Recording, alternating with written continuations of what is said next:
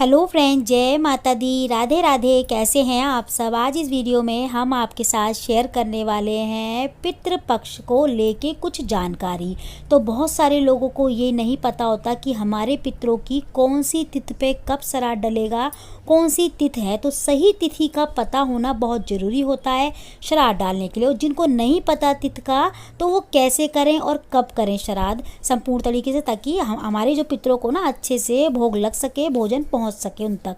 तो संपूर्ण जानकारी इस वीडियो में मैं बताने वाली हूँ और ये भी बताने वाली हूँ कि हमें श्राद्ध कब से शुरू करना चाहिए डालना अपने पितरों का, जो है ना श्राद्ध डालना है। तो उससे पहले मैं आपको बताती हूँ श्राद्ध कब डाला जाता है, क्योंकि बहुत सारे लोगों को यही नहीं पता होता कि श्राद्ध हमें कब से शुरू करना चाहिए डालना। तो देखिए, सबसे पहली बात कि श्राद्ध बहुत सारे घरों में क्या होता है कि जैसे 15-16 महीने बाद ही श्राद्ध डालने लग जाते हैं। कि मान लीजिए पहली साल है, अभी कोई किसी का देहांत हुआ है और 2-3 महीने बाद श्राद्ध पड़ गए, तो बहुत नहीं डालना चाहिए हमें श्राद्ध उस टाइम पे। ठीक है, हमारे घर में तो तीसरी साल में डाला जाता है देखिए, और बहुत सारे घरों में 15-16 महीने बाद डाल देते हैं श्राद्ध। लेकिन श्राद्ध जो है ना, पितृ जो है हमारे जो घर में किसी का देहांत होता है, जैसे कोई भी है, बुजुर्ग है, बड़े बूढ़े हैं, किसी का देहांत हो, तीसरी साल में वो पितृ योनि में आ जाते हैं, मतलब पितृ बन जाते हैं। हमारे तीसरी साल में ही पितृ बनते हैं, उससे पहले वो प्रेत होते हैं।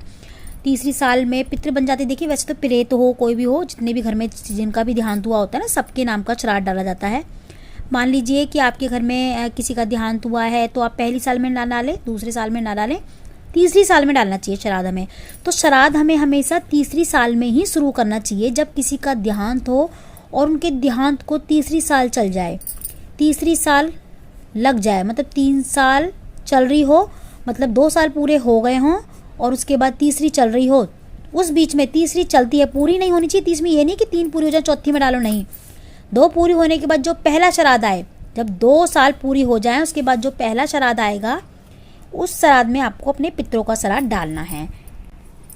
देखिए, जो हमारे बड़े बुजुर्ग होते हैं ना, उनको तो सारी जानकारियाँ होती हैं, ये कौन से महीने साल से डालना चाहिए या कौन सी तिथि है, कैसे, सब पता होता है। लेकिन आजकल की जो पीढ़ियाँ हैं, नई जो लोग हैं, उनको नहीं पता होता है तिथि विधि के बारे में, और कौन से साल में श्राद्ध शुरू करना चाहिए, सब नहीं पता होता। तो उनके लिए ये वीडियो बना रही हूँ। बड़े बूढ़ों को सबको पता होता है, जो हमारे घर के बुजुर्ग हैं उनको पता होता है कि कौन सी तिथि में कब हमारे बुजुर्गों का देहांत हुआ था, कैसे श्राद्ध डालना है। ठीक है, अब ये तिथियां हैं जितनी भी मैंने आपको बताई हैं, 29 तारीख से लेके और 14 तारीख तक, ये 15-16 दिन हैं हमारे पितरों के नाम से श्राद्ध डालने के लिए। तो ये तिथि हैं, ठीक है। इन तिथियों के हिसाब से ही हमें श्राद्ध डालना होता है। जिसकी तिथि जब पड़ती है हमें श्राद्ध डालना होता है। बिना तिथि के श्राद्ध नहीं लगता है। तो तिथि हमें पता होना बहुत ज़रूरी होता है। मान लीजिए तिथि हमें नहीं पता, अपने पितरों की तिथि हमें नहीं पता कि कब हमें श्राद्ध डालना है, कौन सी तिथि पड़ती है, कैसे पड़ती है, कुछ नहीं पता हमको, और कोई बताने वाला भी नहीं है। तो हमको क्या करना है, 14 तारीख का जो लास्ट मावस पड़ेगी ना, शनिवार दिन, सर्व पितृ मावस, इस दिन हम श्राद्ध डाल सकते हैं अपने भूले बिछड़ों का। जितने भी हमारे घर में पितृजन हैं, मतलब जितने भी लोगों का देहांत हुआ है ना, आपको नाम वगैरह नहीं पता, तो आप उस दिन मावस वाले दिन डाल सकते हैं। ठीक है, शनिवार को सर्व पितृ मावस है। तो इस दिन जो है ना, श्राद्ध डालने के बाद आप शाम के वक्त सूरज ढलने से पहले पहले एक दिया पीपल के पेड़ के नीचे अपने पितरों का नाम के जरूर लगा कर आएँ। जो भूले बिछड़े जो भी हैं, समार्चना करते हुए आशीर्वाद दे के जाएंगे आपको। अगर आप ये काम करेंगे, इस दिन आपको श्राद्ध डाल देना है सभी के नाम का। भूले बिछड़े जो भी हैं, जिनका नाम भी याद है उनके नाम का भी आप डाल सकते हैं। तिथि याद नहीं है तो आप मावस वाले दिन आराम से डाल सकते हैं, कोई दिक्कत वाली बात नहीं है। कुछ तिथि नहीं याद तो आप इस दिन डाल सकते हैं। इसमें सबका लग जाता है, सारे पितरों को लगता है इसमें। और देखिए, मैं तो तिथि वाले दिन भी डाल देती हूँ और इस दिन भी डाल देती हूँ, दोनों दिन में श्राद्ध डालती हूँ। जिस दिन हमारे यहाँ तिथि है उस दिन भी डालती हूँ मैं, और उसके बाद जो मावस आती है ना, जिनका मुझे कभी याद नहीं है, जो हम बहुत पहले बुजुर्ग थे, कहते हैं 3 पीढ़ियों तक का श्राद्ध डाला जाता है। जैसे कि हमारे पिताजी, फिर हमारे पिताजी के पिताजी, फिर उनके भी पिताजी, मतलब दादा परदादा, तो 3 पीढ़ियों तक श्राद्ध डाला जाता है। तो आपको नहीं याद किसी का, तो आप जो है ना इस दिन डाल सकते हैं भूले बिछड़े बोल के, कि हमें आपका नाम याद नहीं है। जो भी भूले बिछड़े हमारे पितृजन हैं वो आके यहाँ पे भोजन कर सकते हैं। ठीक है, इस तरीके से। और अब मैं बता देती हूँ आपको कि कैसे पता करें कि तिथि कब है, कैसे है। तो मान लीजिए ये पूर्णिमा तिथि है, ठीक है, ये मावस है, तो ये 15-16 जो दिन होते हैं ना, इनके बीच की जो तिथि होती हैं यही होती हैं पूरे महीने तक। अब मान लीजिए मावस से पूर्णिमा भी लगा सकते हैं, पूर्णिमा से मावस भी लगा सकते हैं, तिथि वही पड़ेंगी सेम। परवा, दौस, तीज, चौथ, 5, 6, 7, 8, 9, 10 ग्यारस, द्वादशी, त्रयोदशी, चतुर्दशी और ये मावस। ठीक है, तो ये 15 दिन जो होते हैं ना, ये श्राद्धों के ही होते हैं, मतलब पितरों के लिए श्राद्ध डालने के लिए होते हैं। तो ये महीने में 2 बार पड़ते हैं। तो जो भी श्राद्ध में, जैसे पूर्णिमा के बाद जो पड़ते हैं ना, उसे श्राद्ध बोलते हैं। जो श्राद्ध जो इस महीने में अब आएंगे, पूर्णिमा के बाद जो पड़ेंगे जिस श्राद्धों के महीने में, तो ये तिथियां हैं। इन तिथियों के बीच में ही हमें श्राद्ध डालना होता है, इसके बाद या इससे पहले नहीं डाल सकते हम। श्राद्ध के ये 15 दिन ही दिए जाते हैं साल में एक बार, तो हम पूर्णिमा से लेके मावस तक डाल सकते हैं। ठीक है, तो जिसका पूर्णिमा पे देहांत हुआ है, मान लीजिए किसी का, आपके पितृ का किसी का पूर्णिमा तिथि में देहांत हुआ है, सुबह देहांत हुआ, शाम को जो है उनका दाग लग गया, तो पूर्णिमा तिथि वाले दिन ही उनकी तिथि ठीक है, तो आप उस दिन श्राद्ध डाल सकते हैं पूर्णिमा तिथि में। ठीक है, आपकी परवा वाले दिन किसी की सुबह देहांत हुआ और दोपहर में जो है ना उनको दाग लग गया, मतलब उनका अंतिम संस्कार हो गया, तो उसी दिन की उनकी तिथि है, उसी दिन की। अब मान लीजिए किसी की द्वादशी में या तीज पे या चौथ पे या पाँछे में किसी का देहांत हुआ है। ठीक है, अब मान लीजिए पाँछे में किसी का देहांत हुआ है, 5वीं तिथि में किसी का देहांत हुआ रात को 11 बजे 9 बजे हुआ, तो 9 बजे के बाद तो देखिए किसी का अंतिम संस्कार नहीं किया जाता। ठीक है, सभी को पता है, हम हिंदू धर्म के लोगों में, हम शास्त्रों में, हमारे शास्त्रों में ये वर्णन है, ये कहा गया है कि दिन ढलने के बाद किसी का अंतिम संस्कार नहीं करना चाहिए, पूरी रात रखते हैं उनको। ठीक है, तो उनका 5वीं तिथि में पाँछे पे उनका देहांत हुआ और जो है ना जो दाग लगेगा वो अगले दिन लगेगा सुबह या दोपहर, जब भी मान लीजिए। तो जिस दिन का दाग होता है ना, उसी दिन का श्राद्ध डाला जाता है। देखिए हमारे यहाँ पे ऐसे कहा जाता है, बाकी आपके यहाँ कैसे कहा जाता है मुझे ज़रूर बताइएगा कमेंट करके। अगर आपको लग रहा हो मैं गलत बोल रही हूँ तो आप मुझे कमेंट करके बता सकते हैं कि आपके यहाँ कैसे करा जाता है दाग वाले दिन। देखिए हमारे यहाँ तो जिस दिन का दाग लगता है ना, उसी दिन का श्राद्ध डाला जाता है, उस दिन की तिथि मानी जाती है जिस दिन का दाग लगता है, क्योंकि पहला भोजन जो है ना, दाग लगने के बाद जो शाम का भोजन बनता है या बाहर से आता है, वो उनके नाम का निकाला जाता है।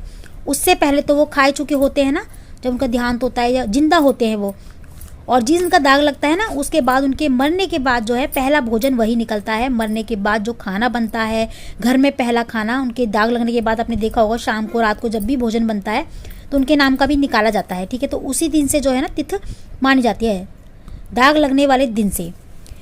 मान लीजिए सप्तमी पे किसी का देहांत हुआ और सप्तमी पे ही दाग लग गया, तो फिर आपको सप्तमी वाले दिन ही जो है उनकी तिथि मानी जाएगी।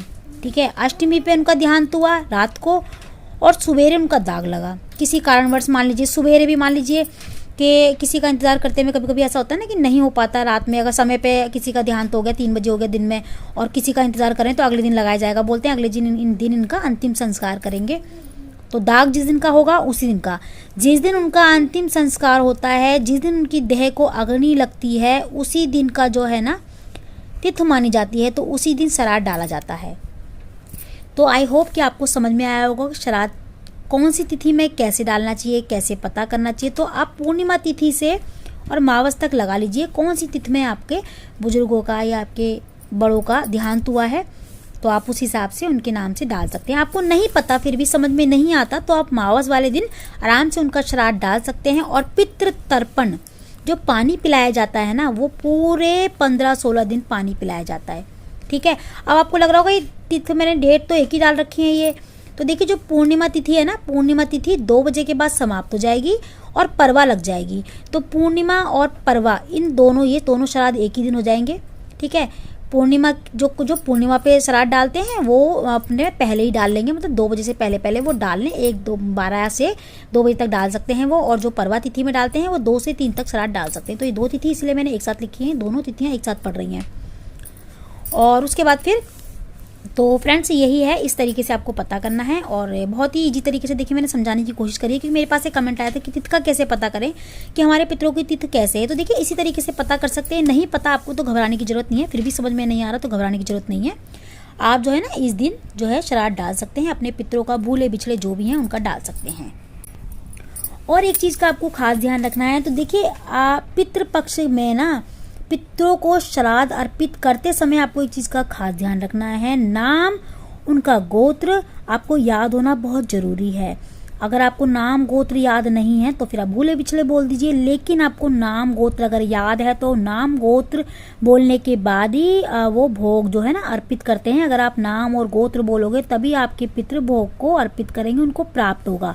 उनको भोग तभी प्राप्त होगा तब आप नाम और गोत्र बोलेंगे उनका, और फिर उनको बोलेंगे, उनका आवाहन करेंगे भोग लेने के लिए, तो वो तभी आएंगे नाम से। उनको क्या पता कि आप किसको जो है ना किसको किसके नाम का जो है श्राद्ध डालें हैं। तो जब तक नाम और गोत्र नहीं बोलोगे, आपके क्या लगते हैं वो आपके पिताजी हैं, आपके दादाजी हैं, उस हिसाब से नहीं बोलोगे तब तक वो नहीं आएंगे। इसलिए नाम गोत्र बोल के उनका आवाहन करना है, उनको बुलाना है, उसके बाद उनका श्राद्ध डालना है। और तर्पण जो होता है पानी, वो 15-16 दिन लगातार पिलाया जाता है। पूर्णिमा तिथि से लेके मावस तक जल पिलाया जाता है पितरों को हमारे। तो फ्रेंड्स, आज की वीडियो में इतना ही। आई होप कि आपको अच्छे से समझ आया होगा। अगर आपको कुछ भी समझ में ना आया हो इसमें तो मुझे आप कमेंट करके पूछ सकते हैं। अगर आपको फिर भी लगता है कि नहीं, मुझे समझाने में कुछ गलती हुई है, मैं कुछ गलत बोल रही हूँ इसमें, तो आप मुझे वो भी कमेंट करके बता सकते हैं। और ये तिथियां जितनी भी है ना, मैंने पंडित जी की जानकारी में लिखी है, मैंने खुद से कुछ नहीं, वैसे मुझे पता है, जानकारी है इन सब चीज़ों के बारे में, क्योंकि मैं ही ये सारी चीज़ें करती हूँ। मेरे घर में कोई ऐसा नहीं है जो ना मतलब करने वाला हो बड़ा, और मेरे जो बड़े हैं मुझे अच्छे से समझा के गए हैं।